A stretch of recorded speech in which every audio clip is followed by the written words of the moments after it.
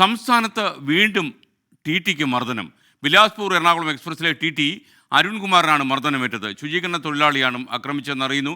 നിഖിൽ പ്രമേഷ് പാലക്കാട് നിന്ന് വിവരങ്ങൾ നൽകുന്നു. Nikhil, good morning. നിഖിൽ വരുന്നു എന്ന് പറഞ്ഞ കാട്ടാന ഇറങ്ങിയ വാർത്തയാണെന്നാണ് ഇന്നലെ പ്രേക്ഷകൻ പറഞ്ഞത്. ഇന്നിപ്പോൾ ടി ടിയുടെ മർദ്ദനത്തിൻ്റെ കാര്യമാണ് പറയാൻ പോകുന്നത്. പറയും. Good morning. വീണ്ടും നമുക്ക് ആശങ്കയേറ്റിക്കൊണ്ട് സംസ്ഥാനത്ത് ടി ടിക്ക് നേരെയുള്ള മർദ്ദനം ഉണ്ടാവുകയാണ്.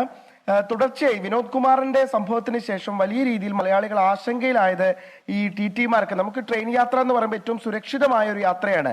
അതിൽ നമുക്ക് സുരക്ഷയൊരുക്കുന്ന ടി ടിമാർക്ക് പോലും രക്ഷയില്ലാത്ത കാലമായിരിക്കുന്നു. എന്തായാലും വീണ്ടും ഒരു ടി ടിക്ക് നേരെ ആക്രമണം ഉണ്ടാവുകയാണ്.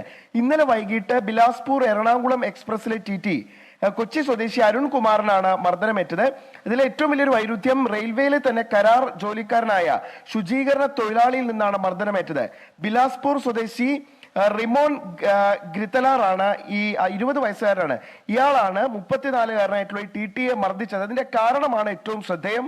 ഈ കരാർ തൊഴിലാളിയുടെ ശുചിമുറി വൃത്തിഹീനമായി കിടക്കുകയാണ്, അത് വൃത്തിയാക്കണമെന്ന് ആവശ്യപ്പെട്ടപ്പോൾ അതാണ് പ്രകോപന കാരണമായത് എന്നുള്ളതാണ് ഇപ്പോൾ റെയിൽവേ പോലീസ് വ്യക്തമാക്കുന്നത്.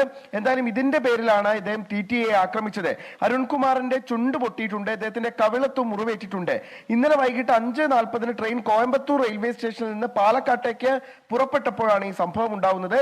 ഈ ശുചിമുറിയിലെ വൃത്തിഹീനമായ സാഹചര്യം ചൂണ്ടിക്കാണിച്ചതാണ് പ്രതിക്ക് പ്രകോപനമായത്. അടിയന്തരമായത് വൃത്തിയാക്കണമെന്ന് ആവശ്യപ്പെട്ടപ്പോൾ അദ്ദേഹം ടി ടിയെ ആക്രമിക്കുകയായിരുന്നു. തുടർന്ന് ഈ റിമോൻ ടി ടി ആക്രമിക്കുകയായിരുന്നു.